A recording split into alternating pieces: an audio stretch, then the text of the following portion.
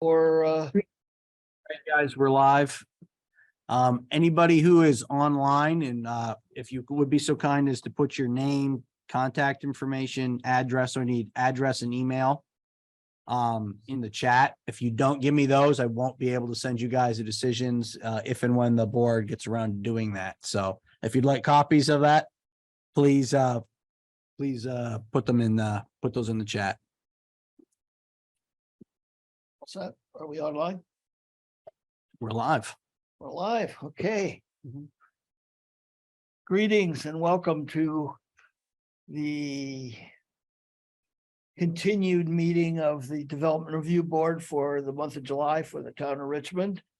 We apologize to anybody who may have expected to see us 2 weeks ago, but we made the decision to continue that hearing based on all the flooding that was taking place that week. And we hoped that it would be better by today, and to some extent it is, although Richmond did take a beating.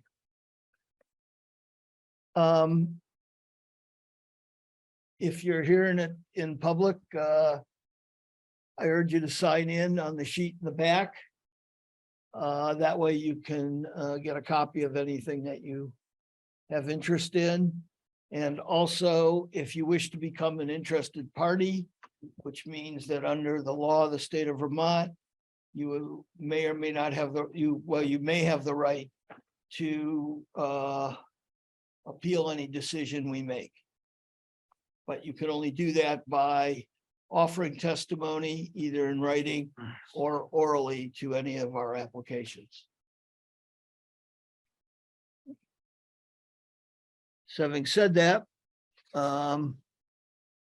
we have 3 hearings tonight. All are continuations. So the first one is continuation of SUB 2023-05 Buttermilk LLC.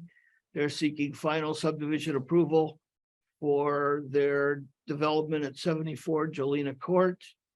And we will be reviewing a master plan of the development and seeking to formalize multi-phase development for the remainder of the project. Right now, they're proposing final plans for building 2 of the development. So, go on forward. You guys are up.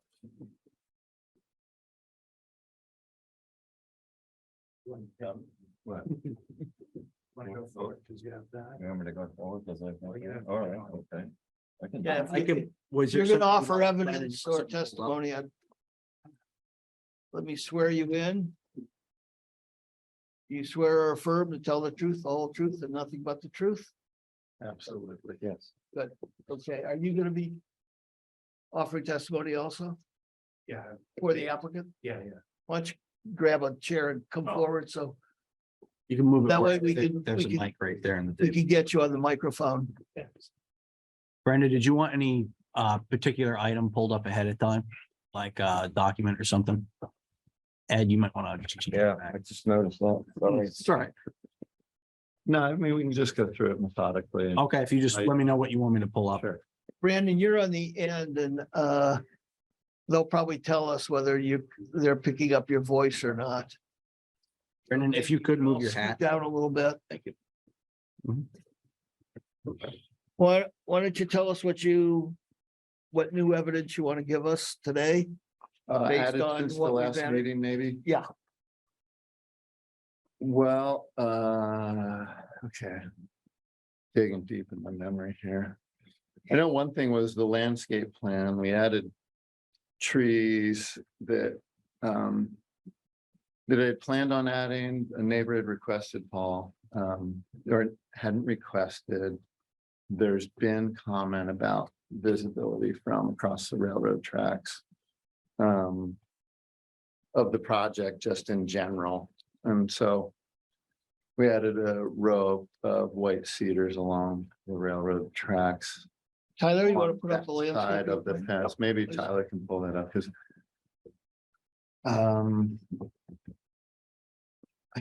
I think that was the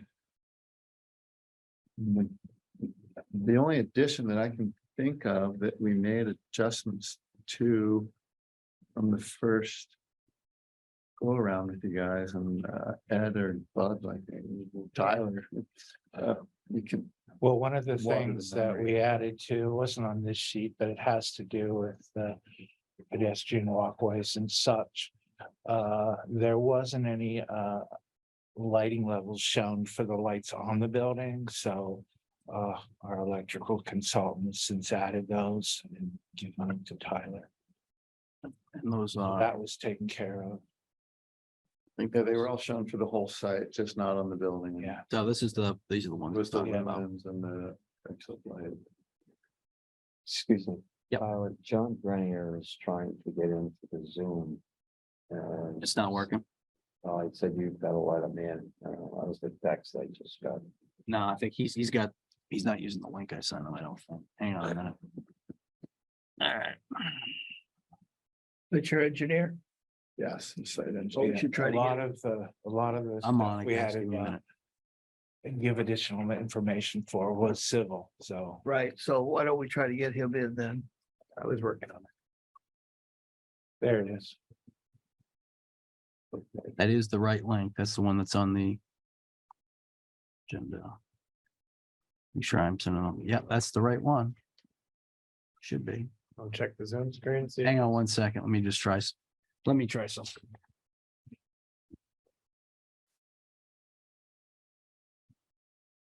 But in summary from what John added,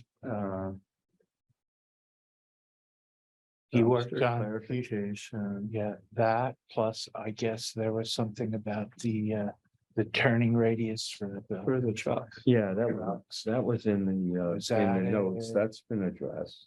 Yeah, the other thing that was on my end was the definition of building height we got into. And basically based on what Tyler got from the lawyer, it was the highest point of the roof, not the high point on each elevation. So we basically redid the building elevations to be from average grade to the highest point on the roof. And we submitted that, as well as, I think I submitted a testimony that the siding and colors that were submitted will be what is going to be used. Yeah.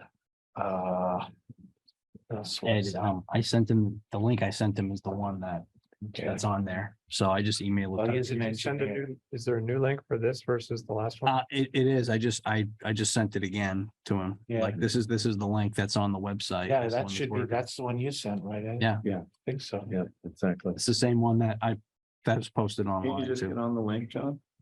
You should Yeah. just- And the other thing I could add to that is that Keep saying he's in the waiting room. We don't showed have where waiting the rooms for it, community so he's not gardens logged is on. in there. Did you do it again? Did you exit out and try it again? I just sent him the link. The one, he just resent you another link. But it was the same link, so. Because everybody else is on. Everybody else got it. Yeah. I went to the link that's on the agenda.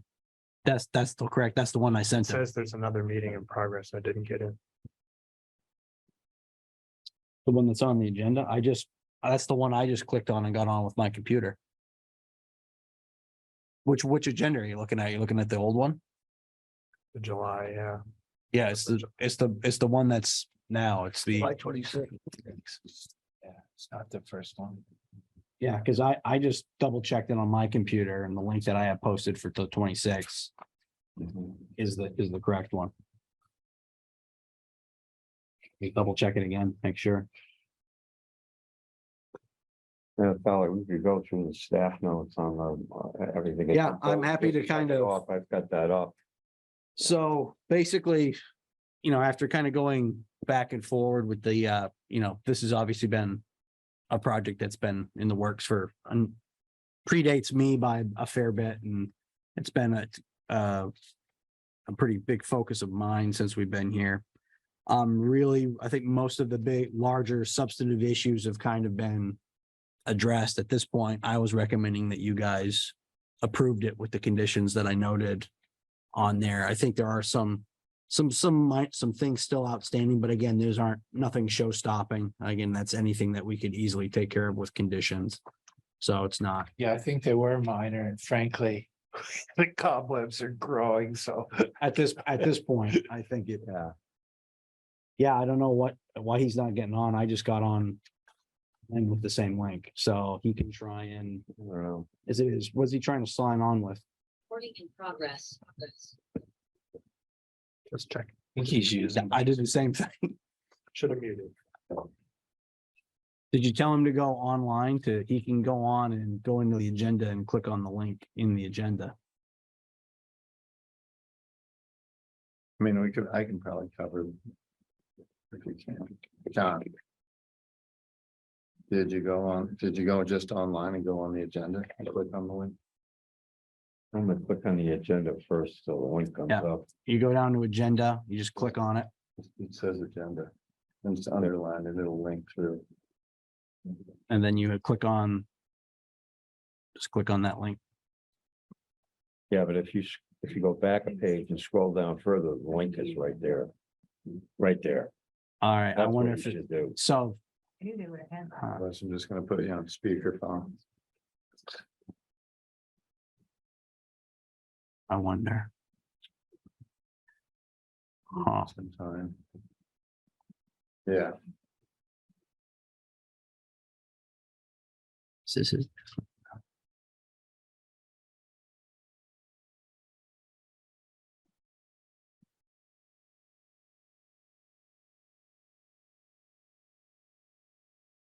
I mean, that is the link that's off the agenda. no, just go on speakerphone, John.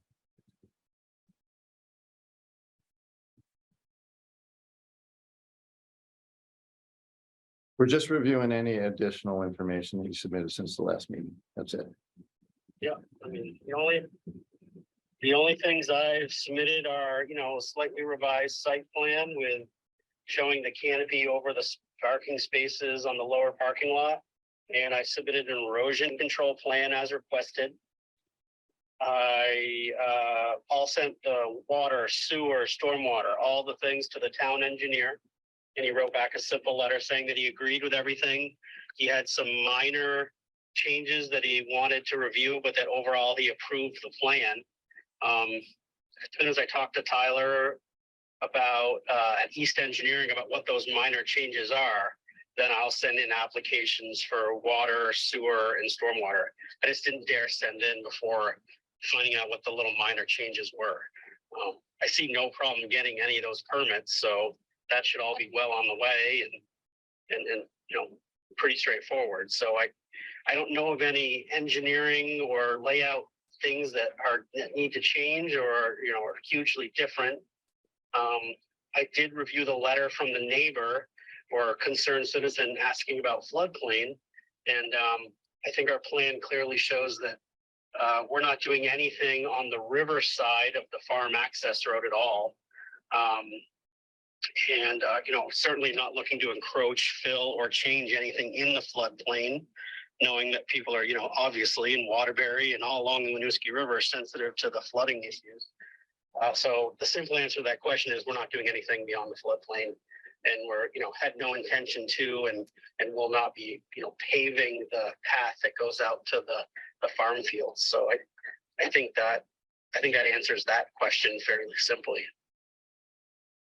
Yeah, I mean, to clarify that, you're not allowed to change the volume of the floodplain via Act 250 permitting. And so it's a pretty basic rudimentary thing about floodplain engineering. So whatever, we can talk about it later, but there's nothing in the We're not plan doing about it. we're not doing anything in the floodplain. We're not placing any fill. No, We're not doing anything like that nature. there was a question about the sewer line down through there that would require a Yes. future temporary disturbance permit that we reviewed with the ANR.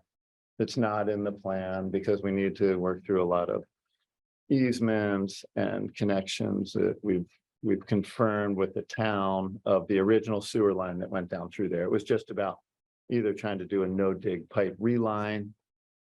And it's a pretty involved process. And so I didn't want to get into it for That this. really, that really doesn't involve building two, does it? No, well, it would if we wanted to put and reclaim the old sewer line. It would require another permit from you guys. So, Right now, we are we've designing and explored it. getting permitted a Expensive. pump station for the complex to pump up to the beginning of Jolina Court where it ties in at Bridge Street. So we're not at this time proposing any kind of digging or sewer extension through the floodplain area down. Want to go to the- that, pull it up, It's Tyler, both. the site plan? Sure. I can just explain it. If you like, just to understand it, where the old. Can you show, do you know where it goes, Tyler? You want me to stand up? and I show it? think it goes, if I'm not mistaken, it's somewhere's down in here, isn't it? No, No, no, here, no. use your point. Brandon, why don't you get up there? Or is it right here? Here, it's basically, see, it says, new sewer pump station and then. Right there. End of existing sewer service. This line, keep going down, boom. This is the old existing line from the creamery. This Is the there a 100 weird way to share the screen with the people who are watching from Zoom? Second, yep.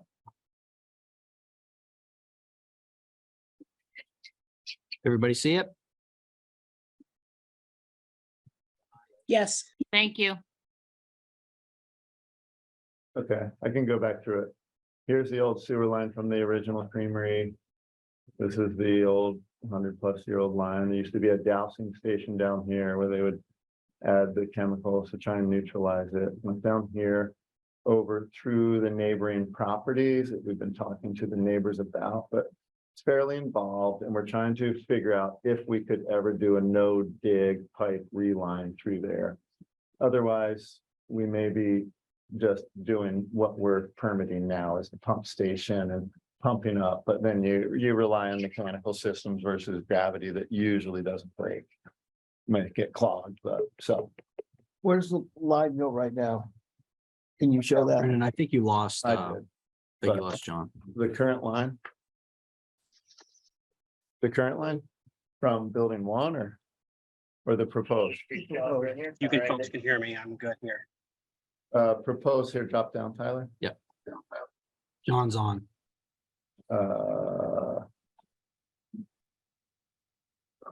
Station, actually, that's for that phase. Go up, Tyler. This one? No, that's the sewer line. The pump station for the whole complex, building 2 and maybe future building 3 and 4 sits right next to future building 4. Everything collects to that pump station and then a force main pumps it up around the parking lot to an existing manhole right next to the Blue Seal feed building or Richmond Community Kitchen, sorry. Oh, I'm sorry. Here, it goes from building 2 down and it's a down and return. So it's gravity down to the pump station and tank and then up. Okay. Do you guys understand that, like proposed and future? Yep. For right All now, about amount. It's all about right now, I'm doing, ease and money. yeah, right now, I'm just concerned with building 2, basically. Correct. Anything else you want to describe to us, though?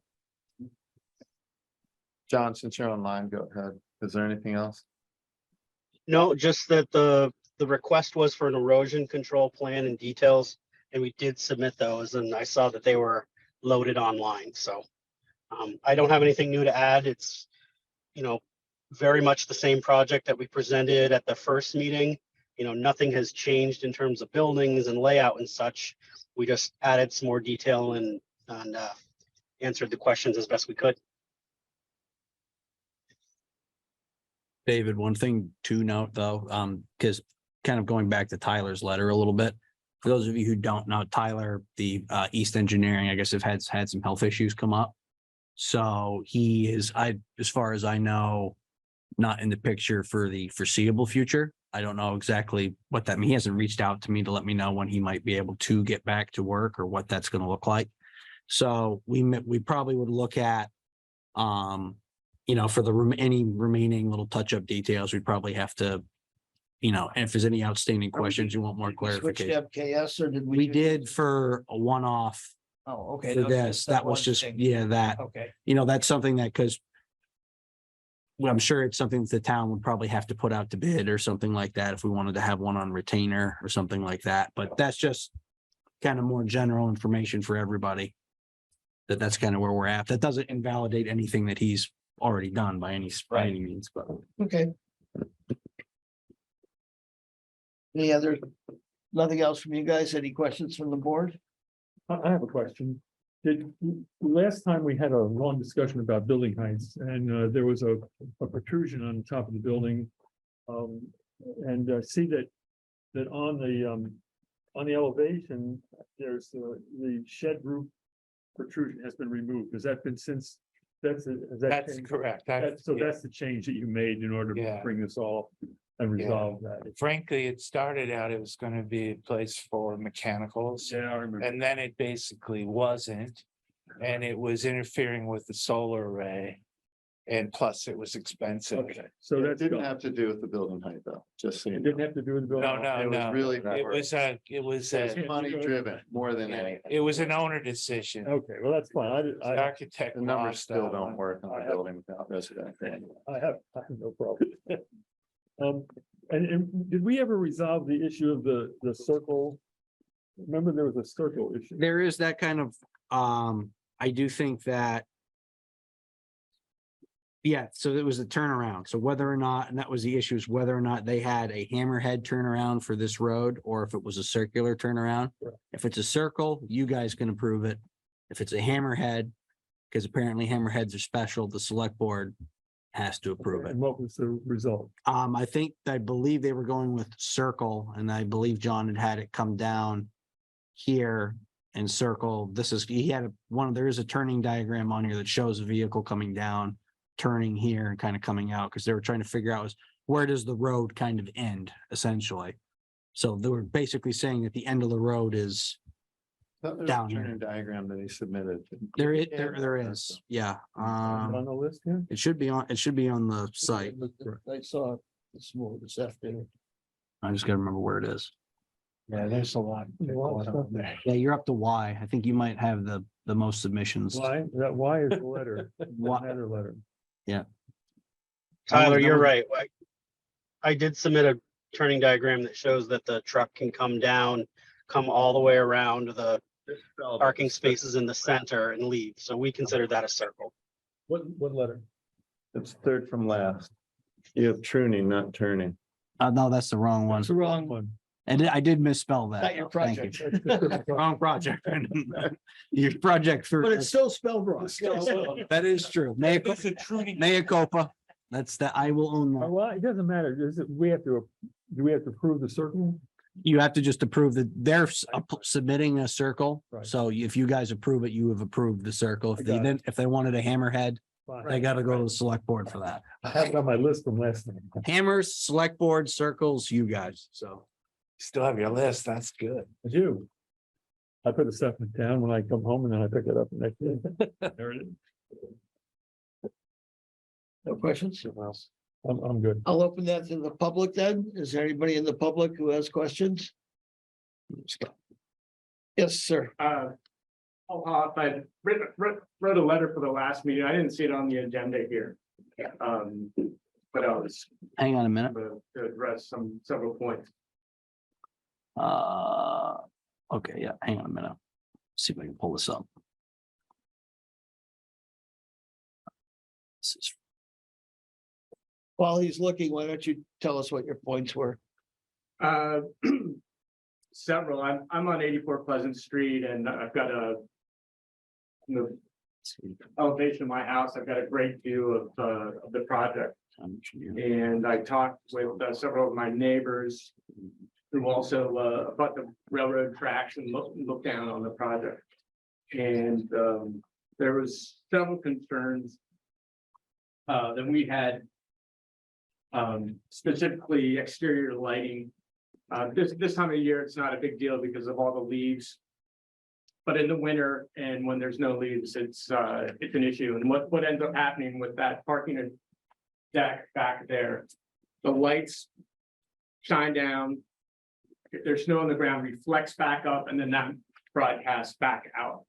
and it's lit up all night long. And it's rather bright. I could address that. Okay. Hang So- on one second, guys. I'm just gonna pull, I got it. I had to go back to the emails Okay, to great. find So- it. Hang on a minute. So there's two issues. One, the lights are on all night long, which I don't know if they need to be. And the brightness and reflectivity of, it's unintentional in that it bounces off and hits that thing and goes everywhere, but I wonder if there's a way to make future lighting for this project not broadcast up. I'm worried with the elevation of this building versus the other one, that it's just gonna be even more of an issue. And before you address, let me just go through the points there. Go ahead. There was another one that Julia Schultz had mentioned, was the staircase lights on the existing building are illuminated all night long. There's no treatments on the windows. If that's the same way on this building, which it looks like there's the same type style of windows, that's gonna be on 24/7, and it's almost, you can almost. Those are interior lights. Those are interior lights, but I'd almost consider it an exterior light because They're shining through the pretty window, bright. right?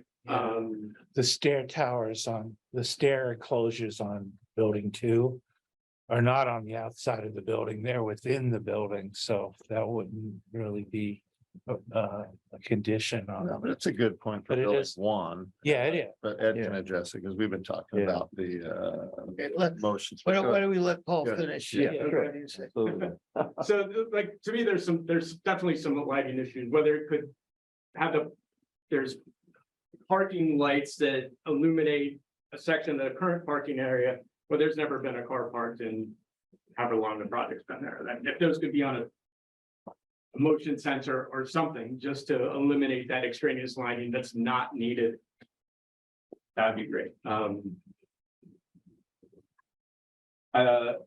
We also, Martha mentioned allowable, I call it allowable use, meaning there is storage of excess building materials on the site for years and years and years, which happened to be illuminated by one of those parking lights that was on, that you can see, right, all night long. I don't think if you, by what I saw in the allowable use for Jolina Court, the outdoor storage isn't. What is the other one? Can you scroll down, Tyler? Absolutely. So he's, I I believe, think it's- there was a trailer there for a long time too.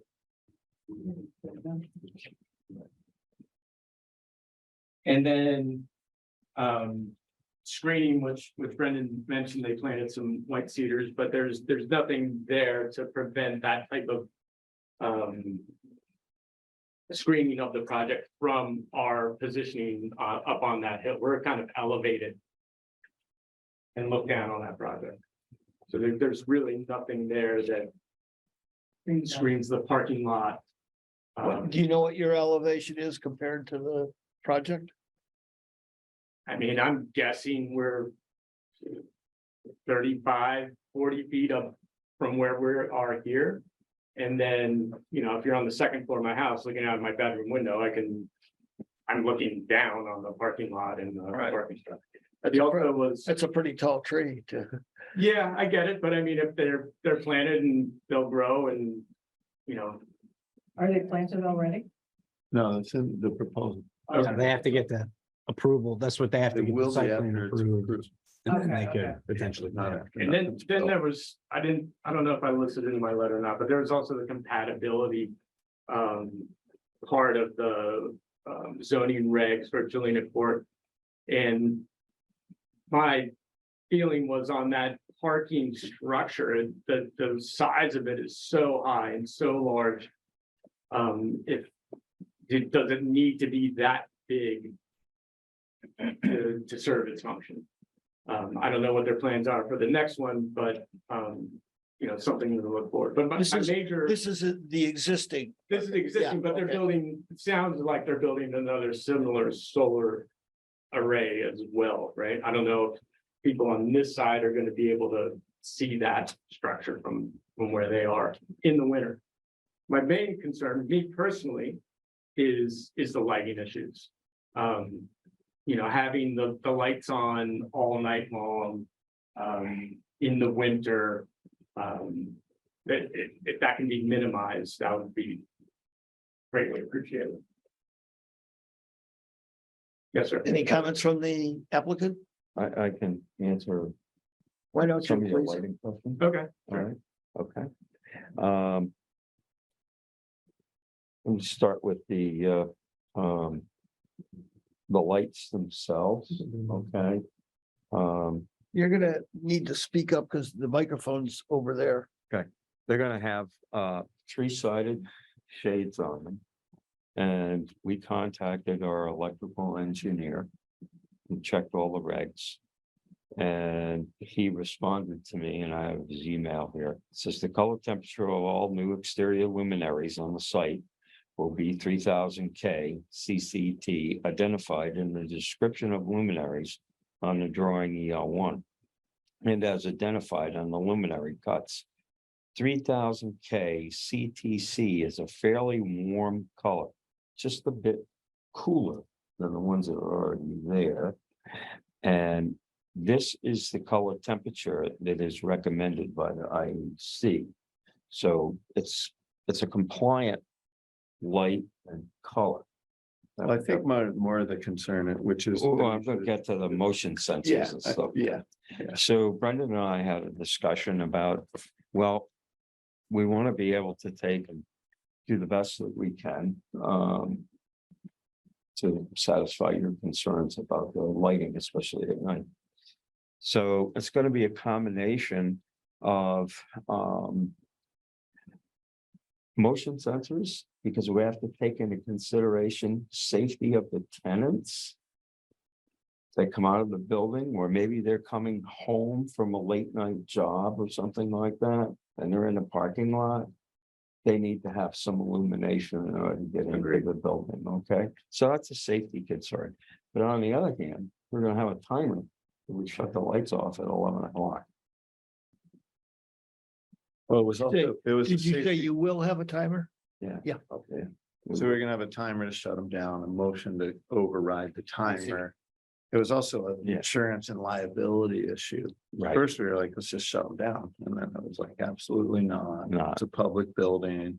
It's 24/7 tenancy. As is the property. And so. Yeah, I appreciate it. And it's like, all we can do is do that, really. Admittedly, we didn't. The building, I'd say like on the building, height of building 2, the building drops down in elevation and I would think because of the solar canopy parking height, I think it'll actually block any of the lights, but there's no higher than the first floor. It's not lit up vertically, but the tenants' apartments are. We did put shades on all of the tenants' apartments in building 1, but. Yeah, it's like, Julie's maybe it's just complaint the wasn't about, staircase. yeah, it's the staircase is on 24/7. So we should actually put the staircase on a motion light too, and then whatever, you can either add it to the record or something, Yeah. but for building 1, we should do it. It also helps with the, because that's the common area electric too, so. Would you like to address the materials that are on site in your plan for? Yeah, we've been trying to actually go over this week just to remove what we can, Paul, and move the others down below, at least out of your sight line. It was left over. Well, some of the stuff stayed on there because we let Richmond Kitchen Company store their walk-in cooler, and they that was like a year and a half then until it got erected. So a big pile of the aluminum panels, that's where those big insulated panels would have went. So that was the Richmond Kitchen Company. The trailer is one of the tenants' construction trailer. It's only 6x8 trailer. I mean, it's not bigger than a truck with a camper on it. So I didn't think it was really that. Wasn't like a big trailer. So that was all we were gonna do on the construction materials, is move the remaining down below and or get rid of them. The solar canopy height, that is all about tractor trailers. They can get under it. It's the same reason for them approving it. For the turning radius, so the tractor trailer height doesn't hit. So, and building 2, though, that canopy, You won't see it, the building will fall. maybe some of the neighbors will see it on building 1. In the cemetery, but they're over not the seeing hill. much. But in all seriousness, no, that I don't think so. I think. In anything, you should be probably fighting more for the big push with the select board when it was permitted, or the lack of housing permitted was for a big industrial site. And that was be for then 24/7 trucking, distribution, warehouse. That lighting would be 1000% different. And it would be tractor trailers and stuff all day long. So, I'll refresh your memory. I was the chair of the Economic Development Committee when we did the projects. Yeah. And I'm very familiar with the zoning. I lobbied hard to make it mostly residential Yeah. back there for you, so. we need you back on board. It's building 2, even though we're proposing it, the numbers don't work. It's still like it with the first floor resident, the first floor commercial, it's like a $7 million building, 30 apartments doesn't really turn the nut. So it's been challenge after challenge. This is why it's been taking so long, and redesign and reworking the mechanical systems. And I don't want to go down the rabbit hole, but that's been one of the greatest challenges of that. And then we took a hiatus because we worked with Robbie during that time, and the Richmond, I think Richmond spent 50 grand on a residential housing study. Yeah, I mean, there's been ongoing conversations. I mean, that's been the real big tug of war with The the big planning outcome commission of it is was to like, focus on Jolina Court.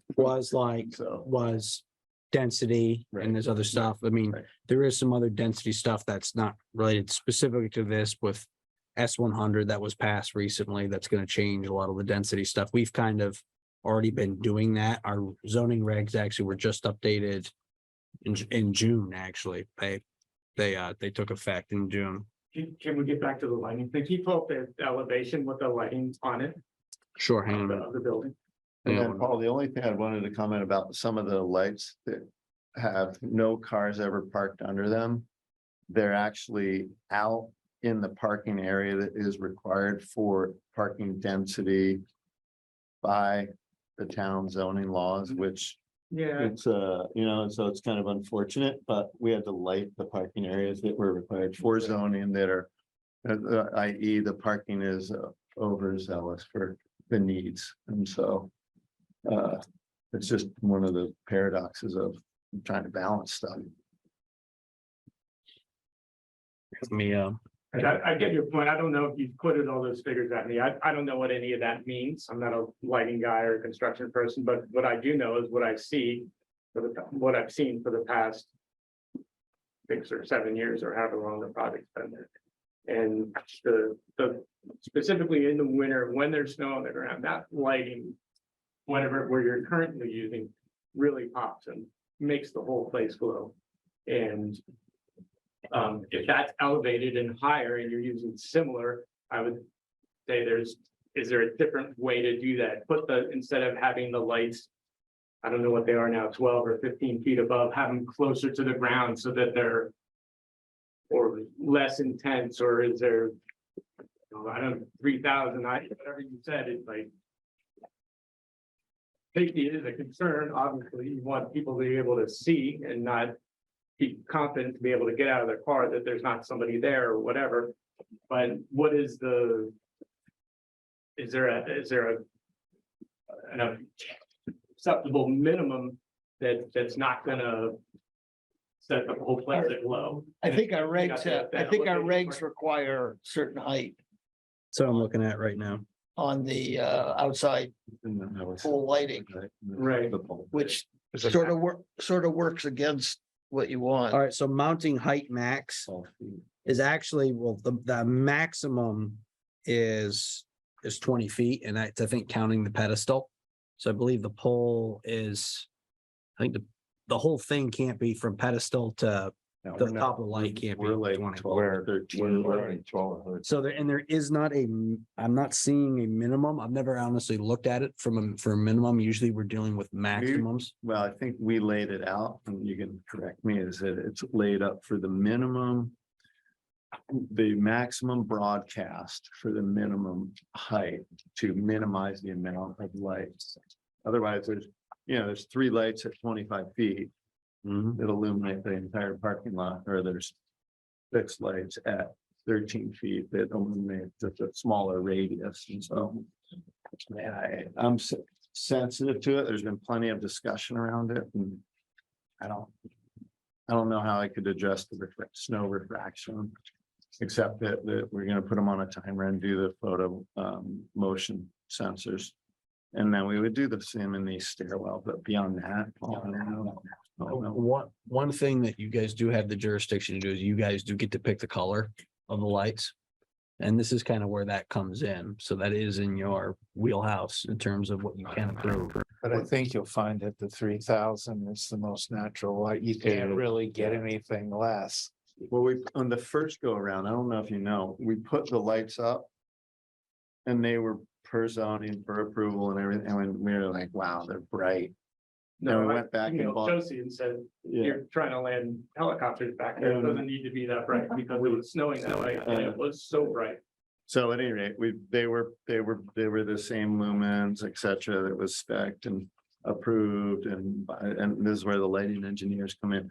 But we went and got lenses for all the parking lot, and they were these yellow custom lenses that we put on and just dimmed everything down. So it's kind of that level of lumens right now is probably as low as I it think can go building for. 2, It might be lower. building 2 is actually designed to be lower than what was there. I'm saying after we added all the lenses. Oh, yeah, but I it's don't- still, after all that, it's still lower. And then you mentioned that the lighting will be on a timer and then on a motion sensor. Mm, Is there would it be better if it were always on a sensor versus just on until 11? Is there a reason that'd be preferable to neighbors, and is that workable in terms of safety and I so don't know, forth? was there anything that Sean mentioned why we can't limit the? We didn't have that discussion. Yeah. To be Just honest. backing it down, you mean till dark? Yeah, Basically, so, yeah. like summer is 10 and winter is 8. That Or just, well, yeah, they don't. Because come we don't on want until- them they coming don't come on during the until- day. They don't come on until it's dark, but then they're always on a motion sensor. They're never just flat on. Yeah, like, yeah. That In the summer- on and off a light might be annoying as well. Every time a car That's what I comes was in, just you thinking. know, that could be Strobe, worse. So I don't mini wanna- strobe effect. Something that's gonna make it worse for the neighbors. When they're on a motion sensor, how long do they stay on before they turn off? You Or is that can set it, adjustable? you can set them. You can set that. Yeah, you can set that length of time. It's probably gonna be timed like the Swiss train bus system. We got to time the car pulling in, the light going on, and for an 80-year-old woman to walk, or man to walk from the car at the farthest Watch point out. into the building. Be careful. Yeah, I mean, So if something you like had that, a like, I don't handicap know, person, 10 it would be minutes or even something, longer, right? So, I'm Okay, just asking the question. I don't know. Yeah. I don't No, I know know. that it makes it better. Yeah, I mean, it's like our sign lights are all photometric, right? But they're adjusted per season. So it's they come on when it's dark and then they go off at X hour, but anything else from the public? How about anybody on computer? Hi, this is Jen Smith, also from Pleasant Street. I'd love to weigh in. Also, just to affirm what Paul said about the lighting being a pretty significant issue. And in response to some of the comments, I think that a motion sensor would be great. And there's often long stretches of time when there's no cars moving in and out of the parking lot. So instead of being disruptive with the lights coming on from time to time, I think that that would be a lot more time with lights off. And I just wanted to note that in addition to the issue of disturbing the neighbors, I think those kinds of bright lights being on for so many hours at night is a pretty significant wildlife issue. And 3000 K is kind of the very brightest end of the spectrum of what's recommended in terms of minimizing impact on wildlife. And I think that having a motion sensor would also really reduce negative impacts on birds and wildlife of that, the bright lighting in the parking lot. So thank you for this discussion. That about covers what I wanted to say. Thank you. Anybody else? Hi, this is Katie Mather. Are we still discussing lighting, or could I ask the couple of questions that I raised in my letter? Go for it. Okay, so yeah, Tyler, would you mind putting the letter up that I wrote? Working on it right now. Awesome, thank you. Can you see it? Yep.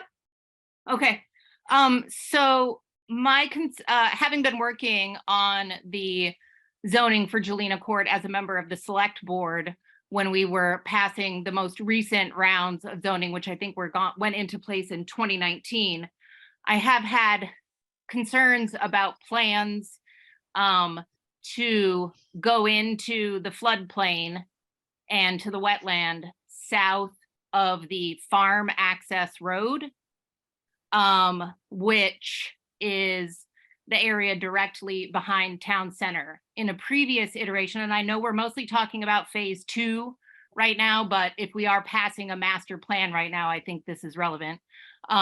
In a previous iteration of that site plan, there was a parking lot. We don't pass a master plan. We just have asked to review it. Okay, but once you say that something is granted permission, does it not sort of stay granted? In my mind, we're concentrating on building 2 and ask them to tell us what they're gonna do in the future. Okay, When they do what. Yep, That is, Katie, This that's is- kind of what they've submitted. So basically, kind of going back to when we first started, and this was, to be fair to you, this was a couple meetings, I think, before you submitted your letter, sure. was that what they are proposing for is hard plans for building 2, and where the remaining phases, phase 3 and 4, are conceptual in nature. Yeah, So basically what they would have to do, and it's going to be probably conditioned on their application, is that prior to any construction for buildings 3 and 4, they would have to come back and amend their site plan to kind of show what they intend to kind of build. yeah, So the issue kind of was with doing this plan unit development is typically when you do one, you submit everything in one go and then you approve it and then you phase it out. But as Brendan and some of the other people have met, is that their plans are really going to be kind of dictated by the market. So it's undetermined what or when or what phases 3 and 4 will look like. So what they submitted were kind of more placeholder kind of ideas, that there will be a building theoretically located here for phase 3, theoretically located here for phase 4, but much beyond that, they don't have uses, they don't have anything else, they don't have the landscaping. And what we're gonna do is condition it basically, that prior to them being able to build all those phases, that they'd have to come back in, much as they are now, and submit building plans, lighting diagrams, landscaping, all that sort of stuff. So I And hope that it's- sheds a little yes. bit of light. thank you, yes. And if zoning were to change between now and then, and something that's on a site plan now that was not part of phase 2 was disallowed in new zoning, but they had submitted this site plan, would what was submitted today be admissible or allowable, even if zoning changes? No, they would have to comply with the regulations as they sit at that time. Okay, So if they wanted to do what you said, they would have had to submit hard plans for buildings 3 and 4, in which case they would have been able to kind of be grandfathered in if there was any changes to zoning. But since they're not going to be doing that. If the regulations change in between now and then, that would disallow something that they were considering to do, they yes, wouldn't be able to do that at that time. okay. My other question is that in order for that fire truck turnaround to be built, I'm assuming that will have to be built in conjunction with the phase 2 building? I believe so. That's not really my place to say. I believe that would be up to the applicants to confirm that. Some of the parking has to be down there too. The It dumpster seems would- like those Yeah. are, that would be part of a safety consideration. Add with your question. So if that lower area just north of the farm access road would have to be developed. Yeah, if you can put the site plan up.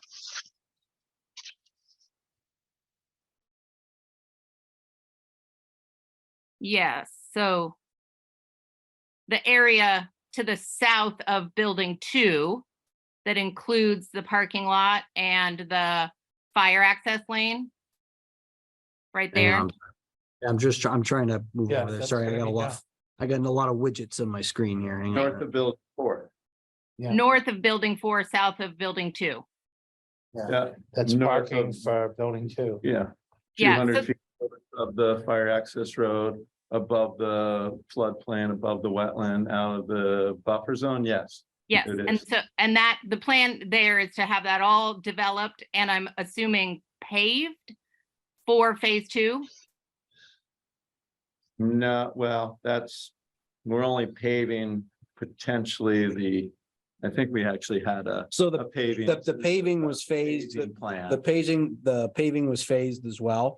Yeah. So we did note in there, because kind of to those, to those concerns, given that there could potentially be a larger gap of time between phases 3 and 4.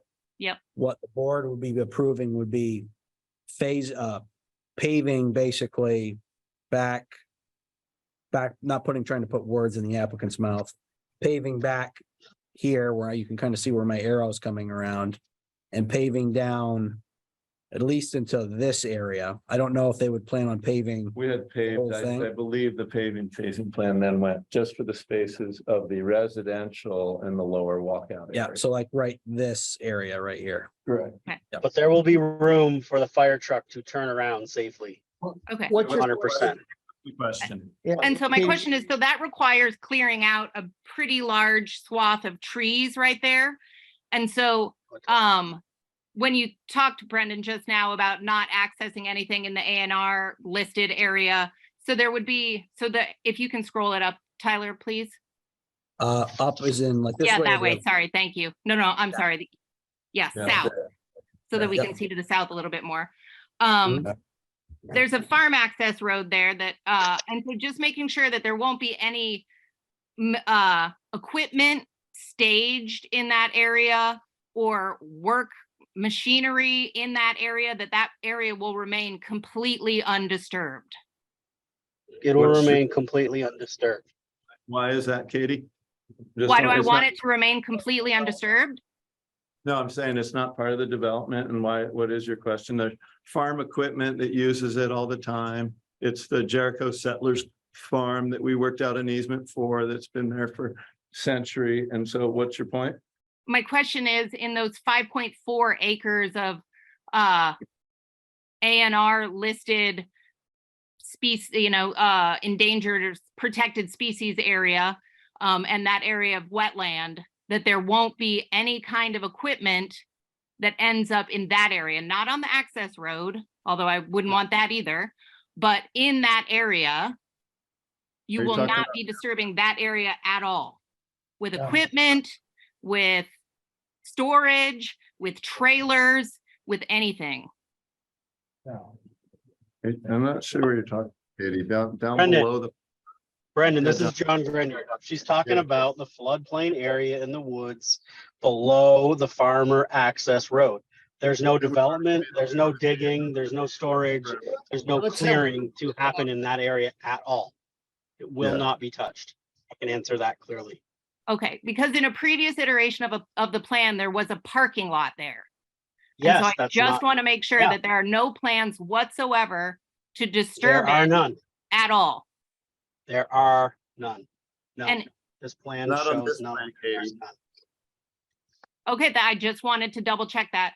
And then this was the other question I had, and I think you answered this earlier, Brendan, but I just want to make sure I fully understood that there are no current plans to bring water and sewer through that area either and attach in through the Dwyer property. On this plan, like we talked about earlier, no, but we're exploring it, like I said. And we talked with the. Right now, A&R. this is John Grenier, the civil engineer. Right now, the design is to put a pump station to pump internally through the development up to Jolina Court and out. The plan right now is not to use the gravity sewer, the existing gravity sewer, which is in poor condition, that goes down through the neighboring property. Okay, Presented Great. to you today as a pump station. okay. Yeah, those were my questions. I was relieved to see that that parking lot was taken out of there. And so I just wanted to make sure that I was understanding these site plans clearly and that it would be, yeah, that there is no allowable situation in which any kind of equipment or building materials or anything could go into that area in order to finish the parking lot south of phase 2. Okay, I think that's been answered. Great, thank you. Thank you. Any other questions from people on out in the public or in this room? Any questions from the board? Further questions from the board? Any further information you want to submit? Nope. I'd entertain a motion to probably go into deliberative section. Second. All in favor? Aye. So we're gonna go into deliberative session when we have a chance, which probably will not be tonight. And we have This year? It will be this year. We have 45 days. Within 45 days. Last I knew, there's 45 days left in the year in excess. That's fine. Thank you. Thanks, David. Thanks. Appreciate it. Thank you all. Appreciate it. Thank you, everyone. Okay, Excuse me, just before we move on, can you tell me what the name is of the speaker who wrote the letter? The first gentleman, I think you said his name was Paul. Paul Hoff. Hoff? Yeah. Thank you. Thank you, Paul. Okay, next on the agenda, item 2, continuation of CU 2023-05, Richmond Village Housing Partnership. They're seeking conditional use approval to correct issues with unpermitted work in the special flood hazard overlay district. What would you guys like pulled up? I think probably the stormwater plan, ST1. Yep, okay, here, second here, stormwater. Probably Let most me- relevant. Swear you in, do you swear affirm, tell the truth, whole truth, and nothing but truth? I do. Okay, so last time we were here, there was a lot of questions about what you were proposing, including the fact that you were going on neighbor's property with what you were proposing. So where are you now? First of all, my name is Scott Homestead. I work for Krebs and Lansing Consulting Engineers. I'm covering for my partner Derek Reed this evening, who you've probably talked to in previous meetings. Right. And has authored, the plans and correspondence you've been subject to. My understanding, and I'm here with Chip Patullo from CHT. My understanding from the previous meeting is that, all the comments and questions were sort of taken to heart. And, what we're presenting now is a revised design that basically, I'm going to talk sort of nuts and bolts with stormwater, because I know Patrick can understand me, is that we are now providing an infiltration basin design, which I think previously you might have seen a bioretention design, which Right. is still referenced in the notes and should probably be changed. So now we're proposing an infiltration basin that will infiltrate up to the 50-year storm event. And then even for the 100-year storm event, the overflow, rather than going on the neighbor's property to the south where the swale was installed across the property line and so forth, will now actually run down the driveway from the CHD property and out to the west. Where does it go then? It dissipates. It's a huge field. It'll just dissipate. And we're talking about very small overflows because we're infiltrating. And so essentially, what gets there is less than the pre-development condition on the site. I guess there was a lot of water in the That's my understanding as well. property. And, and that was certainly the goal of our design was to, we heard loud and clear that the goal here was to eliminate, any flows off the site to the south whatsoever. And that's, what we've addressed here. So I think, we've submitted a package, with the, a narrative and calculations to support that. There was a string of comments from, I think you referenced MSK. MSK, yep. This is their summary letter. Who submitted a letter, and then Derek has provided a, line item response to their comments. We believe we've addressed them all.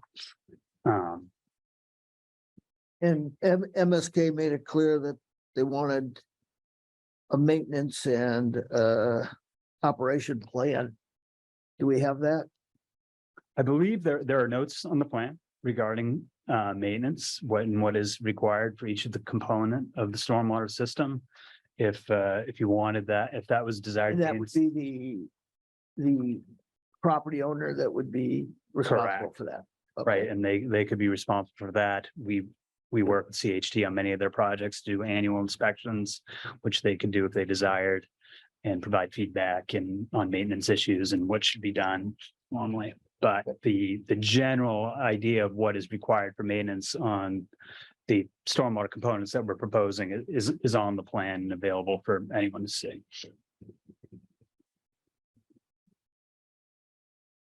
And all that you're proposing is on your property. That's, the only work that's proposed off is fixing things. And you're gonna do that too. Yeah. Yeah, you see the line of trees Yep. Can you speak are on more our to the property. fixing? Well, that's not really in front of us. Yeah, there are some separate issues. There's whatever the housing trust and the Church Street Homeowners Association, whatever agreement you guys come to, to restore what was done, that's kind of on you, because Yeah, we can't permit them to do work on your. I don't mean to cut you off, but that's out of our purview. You are, But I think that I urge you to discuss that with, Been in discussion. okay, Colin is on an airplane flying back from Chicago, so he's not here right now. Um, But has done a lot of the work, and I assume you have the letter that we submitted. it should be posted up here. Let me see here. What is letter? Or was this the letter you had last time For the meeting, prior to this? right. Yeah, I can go back for that. Um, Sorry, given the heavy volume of, these types of the amount of submittals that we've had on all these, it's hard to kind of keep them track, especially with the flood stuff going on too. So that was not it. Title. Stormwater calculation.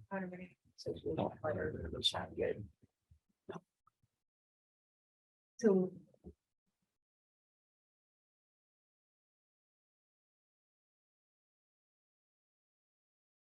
So regarding any work done on our side, we understand that that's with them, but our primary concern was the water flow, which currently has been tremendous, but fixing that and then making sure that the water doesn't drain out to the south. But I think you just said, if I understood it, is now going to drain to the west. That's correct. Uh, Can you speak more to how this newer square thing is going to help with the water that comes down Warden to this corner? Yes, And sure. how do you plan to direct it to the west? So essentially what's going to happen is, what you were proposing some regrading and some actually removing some pavement to make sure that water coming down is directed into our new infiltration basin, which will have, storage capacity for runoff from storms. And for, the vast majority of storms up to the 50-year storm event, it will all infiltrate. There'll be no overflow or runoff at all. And then for the Noah's Ark type events, which, we unfortunately have seen actually recently, what will happen is there is an overflow adjacent to the driveway. So that water, I don't know if you have I'm happy to stand up, or if there's a pointer, Whichever. right, you want. right where you are, right where you are there. So that spot is lower than the top of the berm of the infiltration basin to the south. So when this fills, on the very rare occasions where this fills up, it will overflow there and then flow along the curb and out that direction. That area in gray is, we're gonna basically raise the paving up right now. It pitches the water directly toward the new swale. We're gonna raise that up so to direct the overflow down the driveway. The driveway, the road. Yeah. Toward the street.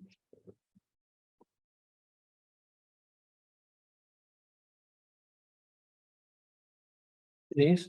At the previous meeting, I think this gentleman's colleague had mentioned that some of the overflow was going to go into storm drains. Was that true?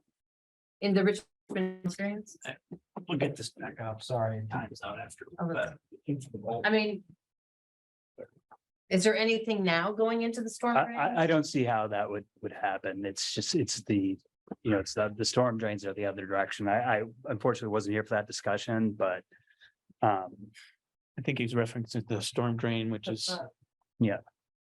right there. This That's drain? on our, This one? that's That's the only one. a Yeah. catch basin. Yeah, that's that's an infiltration basically basin as Water well. goes in there and dissipates. Yes, It doesn't connect to the storm drain of the Right. town. there's no piping in or out from there.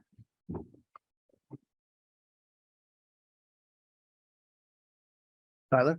David, I did think there's one thing, so, and I apologize for not being able to update the notes on this, given the kind of quick turnaround we had to do with MSK and Tyler not being there, I wasn't able to get anything to update my notes ahead of time, which is why it still references fire retention. That's fine. I just wanted to bring it up so it Yeah. didn't get embedded forever. That's why I didn't update the notes from last time Nope, I because I get it. didn't have the information to. There's been a lot going on in Richmond. Yeah, a little bit. I guess the only other thing would you have any water going from here that would wind up on Jericho Settlers Farm property? Only every 100 years and not more than would go there in a pre-development condition. Anything else from the public? Anybody tuning in by computer? Or phone? Hello, David, Yes. Here, let me stop sharing so you can. it's Blake. Blake McKay speaking. So we're guaranteed that the water, any overflow is going to go down the street and out towards the farmland on the west. I don't think guarantee is the right word. I am. That's Are we the- Are we assured that any excess water is either going to be retained in the retention pond? Or if not, down the street to the west and not to the south? That's correct. Okay. And we've added, I see you added extra trees there to kind of add a vegetation barrier so the people from Borden Street don't use it as a throughway. Is that correct? That's one of the reasons. Okay. That's the primary reason. Well, It's more. Well, what happened 4th of July, some guy come through there with electric cycle, Yeah. and we're just tired of it. So if that's adding those extra trees and putting in that swell and redoing the pavement to give extra flow out to the west, is that the total design? Yes, I think you have it. Okay, all right. Okay, thank you. Thank you. Any other comments? I did wonder, what's the elevation gain on that pyramid area? Filtration? Infiltration, thank you. In terms of where it is now, it's a very flat area that slopes down. Is that gonna be built up higher to be able to absorb? It's basically gonna be a pit. Yeah, Maybe a- it'll be. It drops down, so It'll it's be a basin, excavated. so the water fills down. Maybe about 3 feet. So it's kind of a reverse pyramid. So if, so like a little pond, right? Right, When but it's full. When But it's in full. general, it won't have standing water. This is very highly infiltrative soil. And so unless there's a heavy storm, stuff will just infiltrate right into the ground. And when there are heavier storms, there's storage capacity within that. So it will look like a pond for a day or so while it infiltrates. But there's the capacity to just store all the runoff in that. And the southern wall of that will be high enough that it's not gonna be running south. That's exactly right. That's the whole idea, is that, there's capacity there, and that, the wall, as you refer to it, on the north is lower than the wall on the south, so that when it does overflow, it'll go down the road. Correct.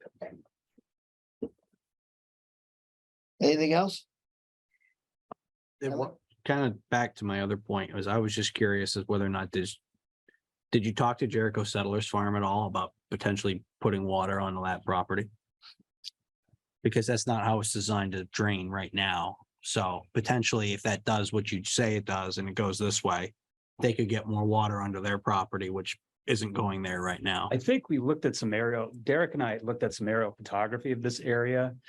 And my recollection is that it was, heavily wooded, and then there were some major drainage ways that would have the capacity to take a lot of water, much more so than a neighborhood area. Again, this isn't something that's going to occur regularly at all. Where on that is the Jericho Settlers. So they're over here to the left. They're over here. I could give you an aerial if you want to see it. Oh, that's all right. I just wanted to There's know the about direction. 50 feet of trees in between us and their plowed fields.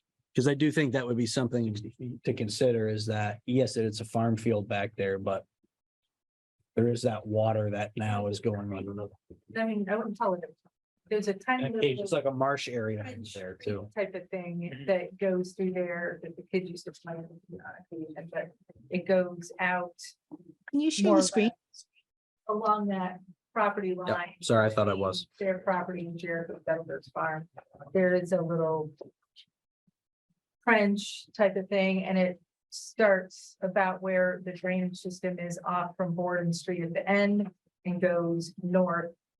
And then kind of out toward the field, so. So An existing, Yeah, let me see if I can just Been pull there. up something. Hang on. So if I could clarify too, Our property. if I could clarify too, a little bit about what we're talking about. Again, we're providing like, such a large amount of storage capacity, infiltration capacity, that we're talking about a flow for 100-year storm. So a storm that happens every 100 years of less than a CFS. It's 0.61 CFS heading to the west. So this isn't a, it's still, even in this very rare event, it's a small amount that is less than if this was a wooded field flowing that yeah, way. can I get my question answered? Sure, I'm sorry, I So, didn't all hear. right, so. you He was stated- addressing What? Tyler's point. Sorry? I think he was addressing Tyler's point about whether water was going to be going off to the neighbors. Okay, well, Go for it. I was having a conversation here. So my question was whether that has been, that drainage that exists now has been there for some time. And the answer is yes, is that correct? Right, at the end, you can see the turnaround for Church Street and above is Borden Street. Yes. The loop. And right there at the end, where his little cursor is, that is a little, Okay, I see it. you can almost see it on the I map. can Where see the it. trees follow kind of a crooked line. Right. That is sort of a little waterway. Was that running pretty well in the last I couple have of weeks? not walked in there because it's on Jericho Settler Borden area, but there used to be a path that was along there as a type of pathway purposefully built for people to walk, and that was along it. So about where the little red border line is, just to the left of it, you can kind of see right there. Okay, I get it. A bit of a little trench in there.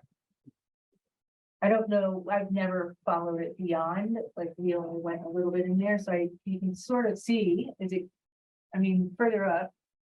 That little line, right? See how it travels up? I see it. It heads off towards the Winooski. There's drainage Right, coming at the it corner of might just Rescue's be- parking Yeah. lot too, and it goes out. Yeah, and this is pretty wet back in here. Clearly, this is all Yeah. standing water. think in a 100-year flood, the water's coming the other way. Our swale between Church Street and Esplanade is just in terms of when he's talking about 50-year flood, I mean, our swale currently is designed to fill up with water, the one that starts here behind the first house and goes all the way out to Jericho Farm. It's been full of water since the 10th. Right. It has not drained. And so, you know, hopefully if this catch basin or the other terminology, if that is gonna stay, you're talking about that little area right there. It's not that big of an area. I'm a little concerned about the amount of water and definitely hope that the design is such that it flows north. All we can do is, we have an engineer here who's Yeah. stamping it, and we have asked an outside, a third-party engineer to review that, and they reviewed that and told us they agree with what's being proposed. Yeah, This we, board not being engineers, all we can do is go with the experts that we're listening to. yeah, we certainly understand the concern and, you know, that was, again, the goal has been to address those concerns and take care of the problem. Any other questions from anybody, board, applicant? Public? What would the board like to do? You want to discuss it in deliberative session? We're already going into deliberative session anyway, so yes, I'd move we discuss in deliberative session. Second, all in favor? Aye. So we've voted to go into deliberative session. We have still 45 days to give you a response, and we will do that. Thank you very much. Thank you. The fact that the neighbors and everybody else would like to see this problem remedied. Right. Yes. We understand that. Thank you. Thanks. Thank you.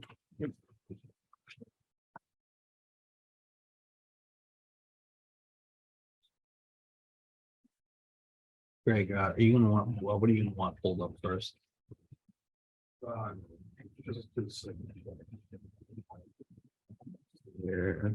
Okay, next on the agenda RC, better view. Good to see him.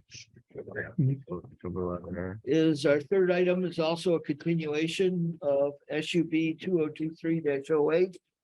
Jameson Partners LLC. They're seeking final application, final approval for a PUD located at 22 Depot Street with redevelopment of existing building and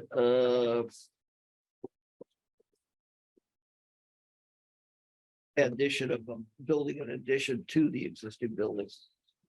And at the last hearing, if I remember right, we had a whole lot of things that we discussed.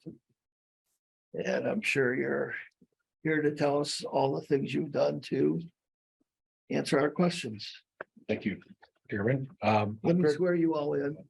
You swear or affirm to tell the truth, the whole truth, and nothing but truth? Yes, it is. Go for it. I'm Greg Rabideau from Rabideau Architects, and I'm joined at the table this evening by Scott Holmstead from Kurtz and Lansing, Aaron Stewart of Stewart Construction, the new owner of Stewart Construction, I believe, and Nick Donahue, who is the project applicant. You said a whole lot of issues. There were really only, I think, there were 5 issues that were sort of assigned back to us as homework, I believe. And I'd like to run through those really quickly, and then if the staff has any additional questions, I think if there are any open staff comments, I'd rather just have you. Okay. So I believe staff issued a Yeah, I did issue a memo to you guys.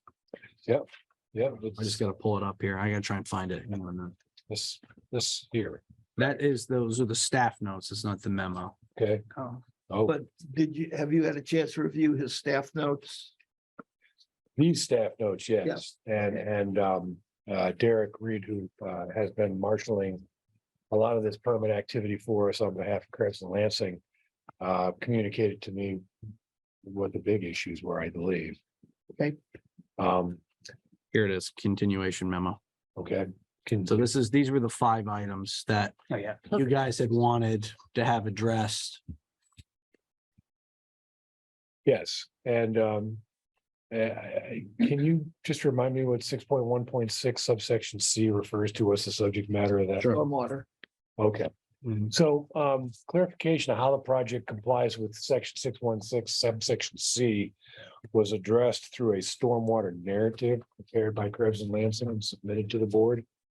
You should have had that. I mean, it was in time for the last hearing, so we should have added.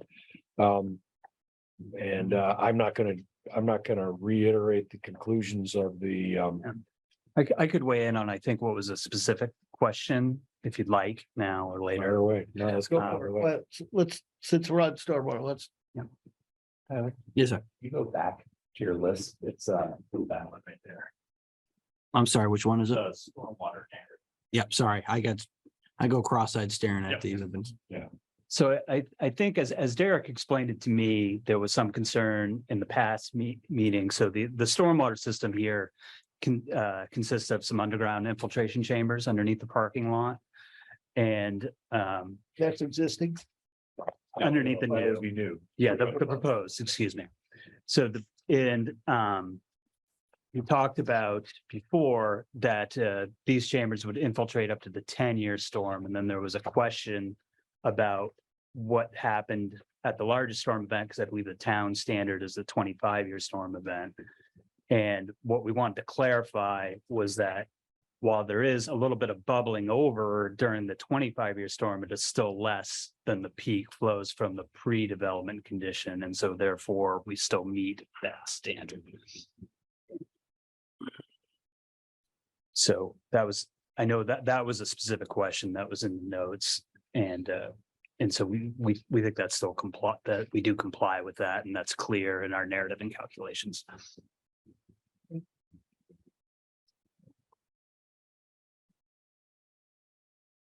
Do we have the shopping list back? Sure. That's most handy. Turning diagram.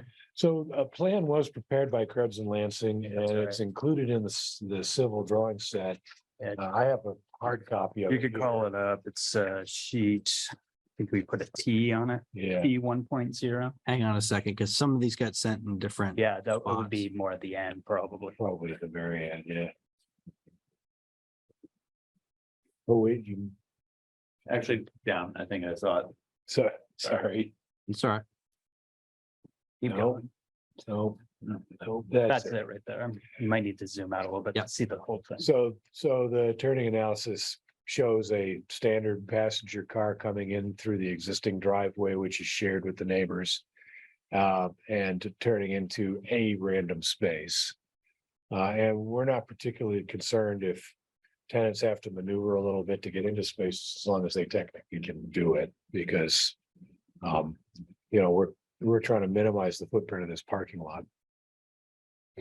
In favor of some green space. So I believe this demonstrates what we proposed was that the parking would work for the passenger cars of the tenants. I think trash trucks coming into the site are going to continue to do what they're doing, which is pull in one way and back out the other. Because right there's a, Is that what they do back there? Yeah, Denise? they pull right up that alleyway. They Get the back trash in. back As there. far as they, Or oh, they back in. back, they back That's what in? that space on the end of the exit is for. That's why there's no parking right there, because they come around and then they back in. Right, okay. So this is kind of the trash.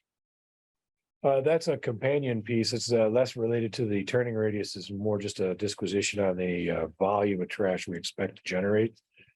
Based on the EPA's national overview on waste materials and recycling, last edited in 2018, we came up with pretty much what we've designed for, which is a 1 yard container for each dwelling unit and a couple of shared 1 yard containers for the recyclables, which will more than fit into the garden shed that we provided just for that purpose. Who's gonna be responsible for moving these totes out? I think the hauler's gonna have to do it. And I've lived with different setups. We really wanted to avoid a dumpster because the troubles of getting a dumpster into there and all of that, you know, to get the dump truck, the trash truck in all the way back to the garden shed. So the back of the truck's sort of aligned with the back of the building, and they're just gonna have to go to the shed and roll them across the parking lot to the truck. I don't see there's any other way to do it. And I don't know, I have. We don't have a set contract with a hauler yet. We still have to get a building there, but you know, I've worked with that arrangement through the couple of haulers that I've had over the years. They, you know, if it's in a commercial setting, if we give them the location, they just say, go get them. Yeah, like we use Myers and it costs us an extra $10 a month for them to go up our driveway, grab their trash cans and head out. So it's not prohibitively expensive. We don't. As long as there's not snow in the way. Right. Yeah. We're gonna have to have snow removal for the tenants to use the parking as well, you know, and yeah, I mean, there may be a week where you can't get in there, but it's stored indoors. So I think, I think it shouldn't be a problem either way. But yeah, I think Richmond people are pretty good about recycling. I would guess that these national averages are overestimates. My own experience when I go to the dump anymore is that it's mostly recyclables and very little trash now that the compost is coming out. But that's covered in the letter of July 5th.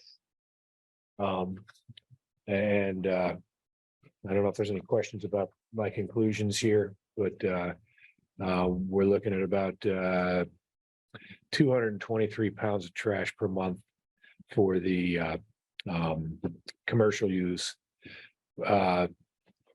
The way that works out is that would be one more rollaway container per month. We go back to the shopping list. Sure. Guardrail. The clarification of the type of fencing to use for the project, I have to apologize. Last time we looked at it, it was a chain link fence. But in looking at it with Derek, you know, we realized this has really got to function as a vehicle barrier because there's a drop off there. So what we've indicated is in the drawings that were submitted, there's a detail page. What page is it? I think it's the very last page here. I'm all the way It's down. sheet C 4.4. See 4.4. Hang on a minute. Yeah, and it's a Is it in this set? In the civil. Might be up top. Yeah, the C's are up top. I'll get there. how they got in the middle, I'll never know. Back There up, you go. back up. Gotta- you just- So it's up on their top left corner. So, you know, some robust posts with very heavy duty timbers across them, designed to take that lateral load, and, you know, it's keyed into the retaining wall. But you know, that there's a pretty good drop on that retaining wall. So between snow removal happening next door and everything else, the chain link fence was obviously not a good idea, but this is what the engineers are recommending, and I think we can accept that. So it's an 8x8 hemlock post with a 3x8 rub rail, which is a fairly standard V-Trans traffic detail. Exactly. And who's gonna maintain that? Because my experience with guardrails are they get beat up. Well, it belongs to 22 Depot Street, and I suppose if it came to a point where it was no longer compliant, that somebody would bother them about it, but I expect that they'll be good at maintaining their properties. And the nice thing is, if they do get beaten up, you pull out an 8x, or you pull out one of the 3x8s and you put a new one in, and it's not long lead items or things that's not like a metal guardrail, but it just starts to get dinged up and ugly. People will bump into it as they park, hopefully not, but people could bump into it and it, you know, wears it down, but it's hemlock and it actually kind of gives it a little patina over time. Yeah, we can, you know, there is landscaping too. The detail doesn't show how it all comes together, but there are trees and shrubs and ground covers that, you know, I think will soften this up. I remain convinced that by the time the parking is paved and the sheds are gone and everything gets tuned up, that this is going to be a much more attractive area than it is today. Right now, it's kind of a junkyard. It's a low bar. Well, I shouldn't say I think the junkyard. word There's you used was dregs of Richmond. there's some cars back there. Let's put it that way. There used to be. There's no cars now. We'll go back to the list. Yep. We'll get all the issues on the table and then we can have The last one is a formal waiver for the parking aisle width, which I believe, did you guys submit that? I don't know.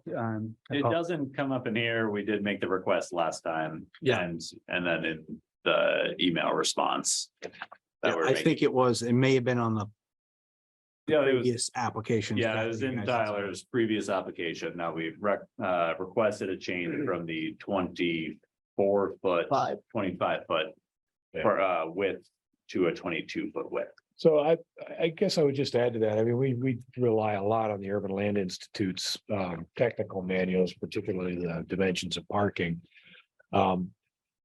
Because the nature of the access here, you're not going to get larger vehicles than passenger cars back there.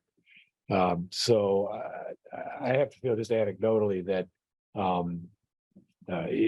that the narrower lane will be okay for cars that fit into an 18-foot stall. You're talking about the parking. The drive lane actually between the parking stalls is 22 feet wide, which by the standards works, especially for people in residential situations who can be expected to habituate to the sites, to the spaces, right? Yeah. It may be a little harder to get into these spaces because it may take more than one move for some people, but it still functions just fine. So Roger, this is basically our parking standards. This is, and I forgive me, I don't know where we pulled these from specifically, but these have been the standards, is that for 90% perpendicular, which is what they're proposing. You got to have a 25-foot width for like a one-way, or excuse me, for minimum two-way aisle width is 24 feet. So they're proposing you to come in and come out. So if it was a circle where you kind of come in one way and come out the other, it can be 20 feet. But if it's you're coming in and out the same way, it has to be 24 feet. And I believe you're proposing 22. Yeah. So it's bigger than the one-way minimum, but smaller than the two-way. Yeah, we're sure it'll work. I mean, remember, it all redounds down to this like 10-foot wide driveway to get out of the whole thing. It's just, I don't anticipate larger vehicles, people with, I mean, those standards evolve around use patterns. And for an apartment building where people are going to be used to using these spaces, they'll figure them out.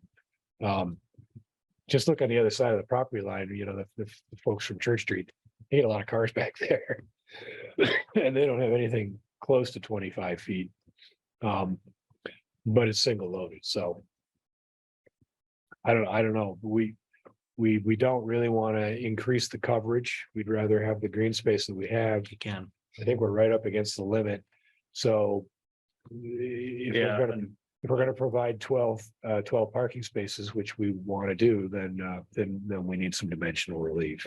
Unfortunately, the need for the retaining wall behind, that's kind of right in front of the car. Yeah. You've got a significant grade change between where the parking lot is and where the upper parking is for everyone kind of behind the Bridge Street lot or block. And so we need that retaining wall, and that eats up a few feet of our usable space. Yeah, that did drive it too. And we're trying to maintain that 5-foot buffer on the other side of the site for drainage going down through, so. Are there additional concerns about the width of the driveway? I just have a question, and this is my recollection, and I may be wrong. From last time, wasn't there an issue with propane storage on the driveway coming in? So you can see the propane tanks, actually those small circles, There. Here, hang on a second, let me get this. which out of are the way. not on our property and are not really applicable to us. It is in that lot, but it is part of the lot on the corner there.